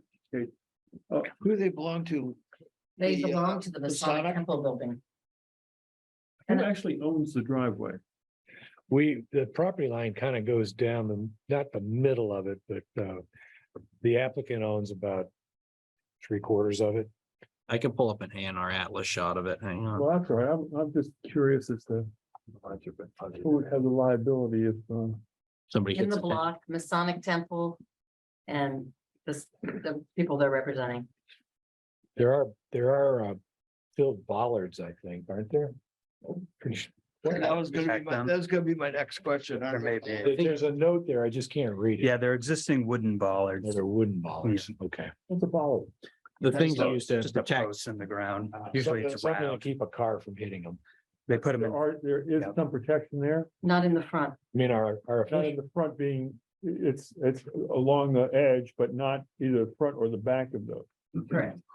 And So you'd have to go over the side to hit them, like you can't drive straight into them because there's a bollard. it's not, this is not the I job. think that's Myers right. wants to I think send that's new drivers right on. there, I think. You're Yeah. correct. Huh? Oh, is that Little the dot. bollard? Yeah, there's a little dot Yeah, I there. It's got hard to make out. There's a couple of them. They're Let me lit. see if I can. That's all right, Tyler, I get it. I mean, my official response would be, it's not on our property. It's not our Well, proposal. That's, could be your official response, but that doesn't alleviate No, my concern. Yeah, I understand that, and I guess I think if there's a need to do like a guardrail or something in front of there, we'd have to get permission from them to do it. If you felt strongly about it, I would just ask you to make that a permit condition. Because And it is an existing condition that's existed there for quite a while. That there is a considerable amount of traffic that comes in and out of here. We're not really increasing the large truck traffic that would be coming in and out of here. There's plenty of room in that driveway for a standard passenger vehicle, which that's the size vehicle that will be increasing the load of for the number of trips in and out, but really no considerable amount of additional trips in and out for larger vehicles, which are like more likely to come close to those propane tanks. So what kind of vehicles go through there now? biggest thing is probably that trash truck. But what about normal vehicles? All the employees at the bakery and the hair place and stuff have spaces back there. There's a single So that's, row. 5 very small cars that park out back. right, so there's a parking lots, or a parking lot basically that serves, the employees. My building and Swiftmont's. Yeah. Yeah, we're not taking away any of their parking. We're just agreeing to pave the part of the shared driveway up to their property line. And to upgrade the water line up to their property line while we're there. Does that impact your parking? Well, my question is, if I may, Mr. Chair. When you turn left to go in, how wide is that little access road? 10 feet, The width of it? yes. So we have, I think, more space as we go in and we have to come in, jet back a little bit, come in again, and then go back straight. So it's like a 3/4 turn when we go back. When you come in and turn the left, it's gonna be very tight. And I have strong concerns about you are now gonna have 24 ins and outs going by the gas trucks. And then taking the left, and then you're gonna go down in, which it's gonna get icy. Where are you gonna put your snow removal is another question. I can wait till later for questioning after they're done doing their presentation. Yeah, why don't you? Okay, Yeah, the red lines on the analysis show the tracks of the tires.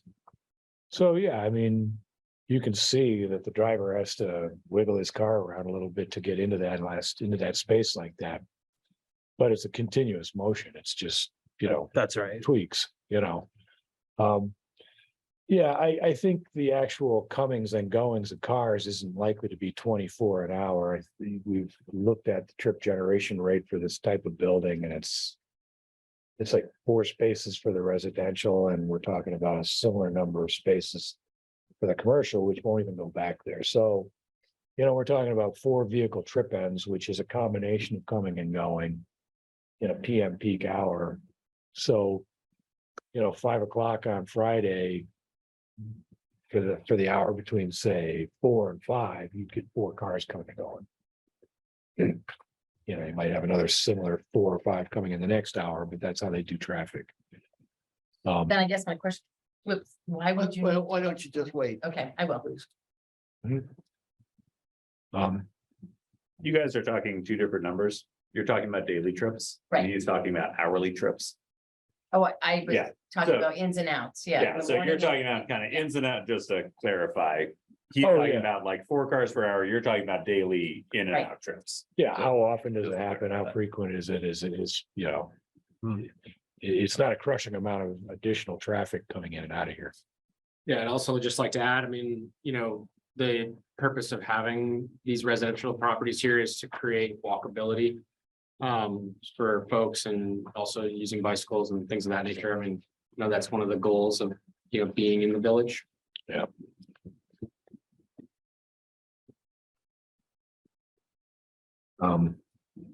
Was Speaking of which, did you agree to put in bike racks? we, At one point, you weren't going to. I think at the last hearing, I said that there is room in the shed for us to have hang bike racks I don't, inside the yeah, shed. for your tenants. What about for the commercial space? Oh, Not so much for the funeral home, but for the, So we could do outdoor parking next to that, or outdoor bike parking next to the shed. I don't think there would be any issue.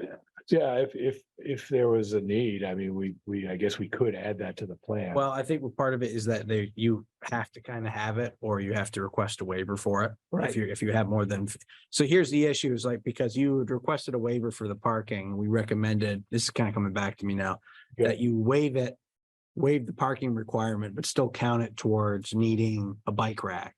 Because normally you would need, there's parking that's unaccounted for. Okay. Because for the commercial space, because you're not providing any parking for it, you're getting a waiver for it. So So- counting that towards it, they would have to have a bike rack, or you would have to waive the requirement for the bike rack. That's your I call. think that's the compromise, is for us to yeah, I'd like to stipulate, we'll provide a bicycle rack in the green space adjacent to the shed. And then we'll just have to add that to the plan prior to pulling a building permit or something like that, because I mean, it's just gonna be a note on the plan. Wasn't it something up front? I feel like you've had We bike did racks discuss it before, up I front. thought. There's not really room up front because in front of the building is just a sidewalk. Yeah. It's just the continuation of that Yeah, existing and it's not a sidewalk. very wide sidewalk at that. On It's- on that left side, there's no, If you're looking at the front Yes, of that'd be this the west side. building. You want me to there's- get a different, That's is there a where we're different adding the picture? Building. So Yeah. that no, all, but I mean, on the west side, Oh. after the addition of the. There's building. there's a 5-foot section of which, Drainage. yeah, of drainage, which we could put it there too. There's no reason that I know of that we couldn't put it in that space. So we do have a 5-foot kind of path there on the property. That's line. that's what I was thinking when we first talked about it. Okay. That you were saying. well, we're more than amenable to provide it. And if you're willing, I'd ask you to just request that we add it to the plan prior to filing it or pulling a building permit or whatever. I think that was the 5 issues that we had in the It was. closure memo. I'm happy to talk about any other aspect of the process, project, that you're curious about. I think we had covered substantially the other issues, in the regulations. And that it boiled down to us coming back to you with these 5 things. Any questions from the board? No. David, one thing you guys should consider though, because this card diagrammed that little sedan parking back there. I don't know if there's a way for you guys to regulate what types of vehicles your tenants have, if they want to live back there. Would this get messed up if you threw just something for you guys? to Well, I think was about? thinking of There's a that. What truck happens back if there, if you got a guy with a double, Ford a tank. Yeah, he's got Yeah, a pick a big the pickup diesel truck. company. 3500 diesel dually, yeah, he's gonna take a look at that and he's gonna not rent that apartment, I think. But But you can't regulate, I mean, that's the thing, you can't Well, regulate. in a way you who has can. what I mean, vehicle. are you're gonna have Correct. spaces with lines? Yes. we'll definitely, it's gonna be paved and it's gonna be striped. Well, that'll help. It's sort of self-regulating to a degree. Yeah. That's what I was thinking. And that was just more food for thought. I guess I don't want to jump ahead, but looking at, and this is kind of going over my concern, interpreting the drainage part, kind of going back to that stormwater where me and Derek were kind of going, I think talking past each other a little bit. So I wasn't sure if we were doing this because when I read our reg, this is post-development peak flow, stormwater volumes. This is for dealing for what they have to be designed to. For such parking areas and roadways do not exceed the pre-development quantities based on the runoff of a 25-year, 24-hour storm event. And then I kind of come back over here to read that it's designed initially for a 10-year, 24-hour storm event. And I was saying that's what I was And maybe I just lack the technical expertise to, Well, you can do both is the thing. but So, ours, yeah, ours say specifically Right. 25 years. you're right. Yeah. And I think you're missing it. Okay, that's fine. I may be missing it, so. By infiltrating the 10-year storm, you're taking a chunk of that runoff out of the picture. So when you're not, then the runoff in the 25-year storm, a big chunk of it's going in, so it's not running off. So you can address flow from the 25-year storm by designing a system to handle the smaller storm. If that makes sense. I'm comfortable with it. If you're not- It does. That was just me. That's what I'm looking at I it think we saying, thou probably shall be designed. I think to we probably this. had the emphasis wrong. Like we should have led with the fact that we are meeting the 25-year storm requirements. Yeah, because that's what I'm looking for. I think that's basically. exactly. That was it. Okay. Yeah, Okay, questions from the public. Oh, Denise, you're the public. Yes, the public tonight. Tyler, at last meeting that we had, Hmm? you were questioning if you had configured the parking spaces correctly. And do you remember that? You were saying, I need to go back and look at that. And I just wanted- The amount of parking spaces correctly based on, I'm sorry, I. No, you had wondered if you had possibly made an error. Because you're asking for 12, correct? Right. Right, and you were wondering, based on the width, if you. Does anybody else remember this, that you're wondering if you had configured it properly, Mean by the number? the number of spaces? Yeah, I And think I it was just depending on the use. I think that was it, because you guys had the use, I think, for what you were doing, which was that. Oh, the commercial versus the residential. Yeah, was like you said, that was kind of what it was, is based on, and the type of depending on what type of commercial use you're doing, drives. generates. Number of Yeah, spaces. So it went for the hardest commercial to get. no, I think we were more than willing to limit ourselves to commercial spaces that didn't include things like a restaurant. Yeah, because it would restrict their activities and what they could do there. if I they don't think have parking. we're gonna live with either small office or small retail. Food service, daycare, childcare, none of those other things are gonna work. I mean, it's only about 16 or 1700 square feet. of That's the other thing to commercial remember. space. It's not that huge a space. Yeah. So, And then, when you're talking about the fence.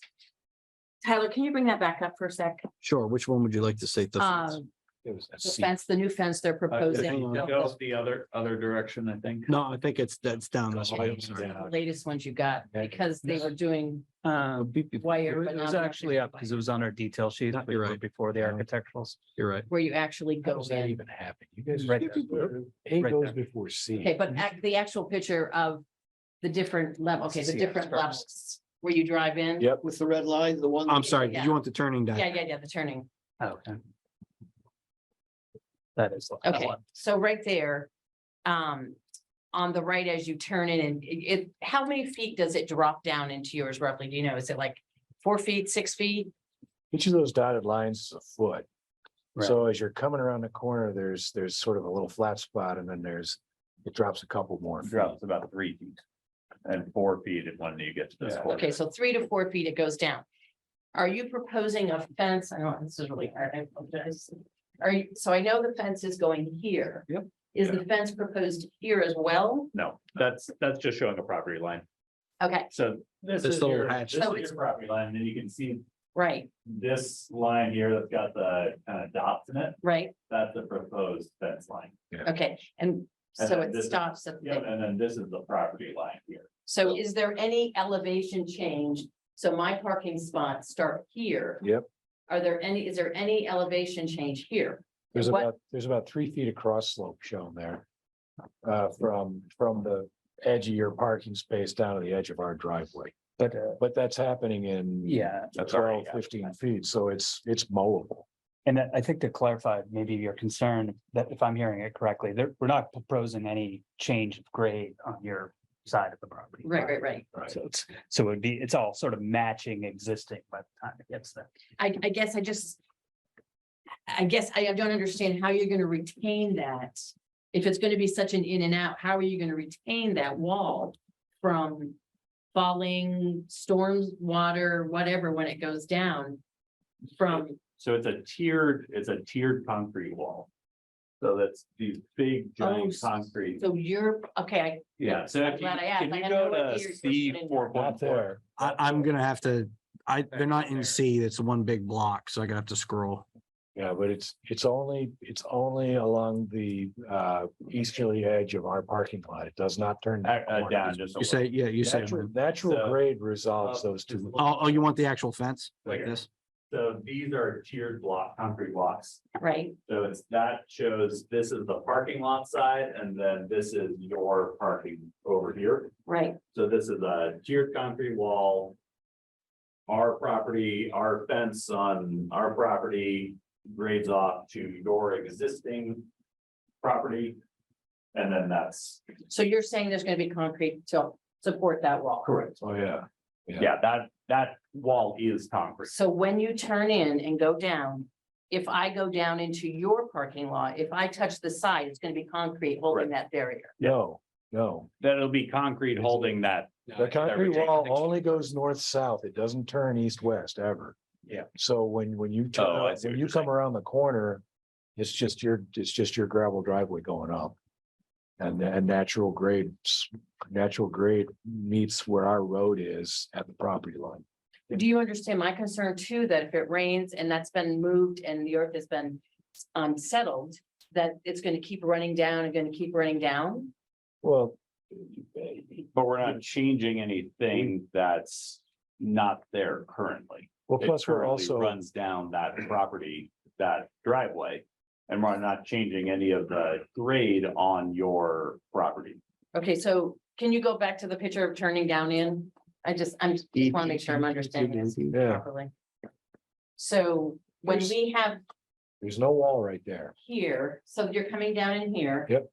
How, I mean, what is this space right here?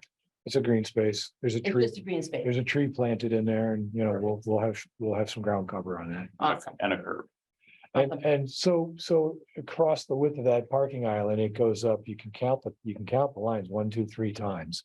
Right, So it's about a 3-foot drop off from your parking space down to that driveway, okay, but it happens in a wide space. okay. I So didn't realize it was. It's green. it's not like a cliff. You could walk down that. I'm Okay. sure you could mow it. It's like 3-on-1.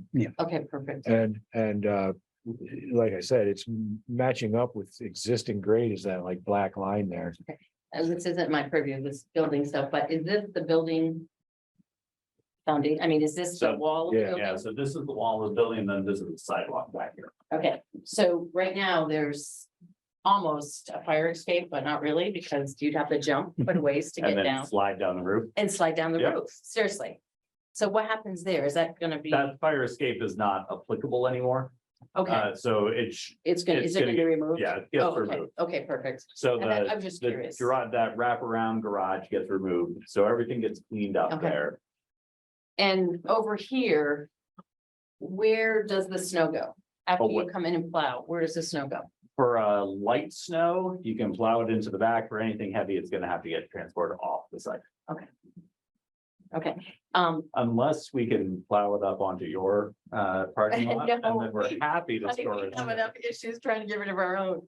Gee, So the isn't other that what the question, neighbor does already? oh my lord.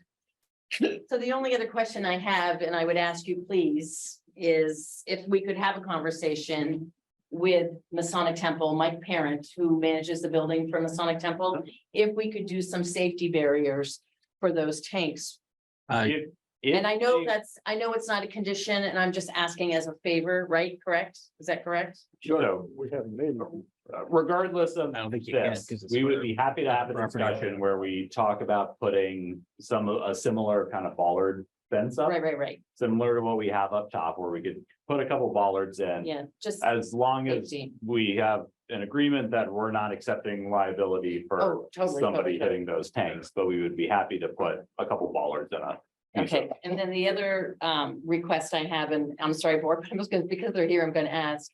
Nick, I would ask you that when you're working out back, and if you have work people coming, that you at least have conversations with Lisa, who owns Sweet Simone's, and myself, Denise, who owns Bridge Street Hair. We only had one issue so far, and I don't even know if you know about it, but the day that they came to put in the windows, they totally blocked off the drive. And it was a problem. Okay. And so I was out of town that day, but let me tell you, I heard it from my staff. So I just ask, I'll give you our numbers, I'll give you Lisa's cell, my cell, and just ask that you have communication with us, because there's gonna be a lot going on. And that's the only place we have for our tenants and our employees. And so at night, the tenants live there, but during the day, the employees get to use the park, the parking spots. And Richmond parking is such a premium that I just ask that you communicate with us during the project. Yeah. But we're happy. I mean, I love Richmond and that's why I'm here. Yeah. And that's why I've been a little bitchy. So I apologize, but I love Richmond and I just want to make it nicer. Yeah, us too. Thank you. Thank you. Yeah. Thank you, Lord. We all do love Richmond. I've been here 37 years. I can't get enough of the place.